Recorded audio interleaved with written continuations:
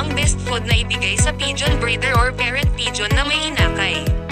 Welcome to Loftly Videos. Ang mga kalapati na breeder o parent pigeon ay nagpapakain sa kanilang mga pugad ng kakaibang gatas na likido mula mismo sa beak or tuka ng parents pigeon hanggang sa lalamunan ng inakay.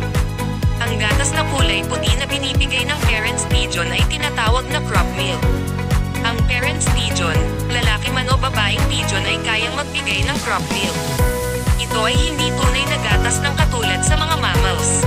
Ang crop milk ay isang puti, semi-solid na likido na may itsura ng malambot na katulad ng keso o curds. Ang karaniwang pinapakain sa breeder ay pinagsamang maliit na pellet at breeder feeds. Ang kompletong feeds o pagkain na may maliit na mais, dawa or millet, at buto ng mirasol o sunflower, wheat, green peas, yellow peas, maple peas, safflower, bamboo beans, vetch, buckwheat ay tamang feeds sa mga breeder. Ang mga pagkain ito ay nagbibigay ng mahahalagang sustansya para sa mga kalapati na nagbibigay ng crop milk na protina, carbohydrates at nutrients.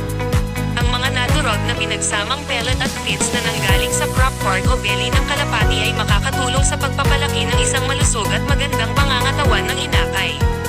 Please like, share and follow Loftly Videos para sa dagdag kaalaman. Thank you for watching.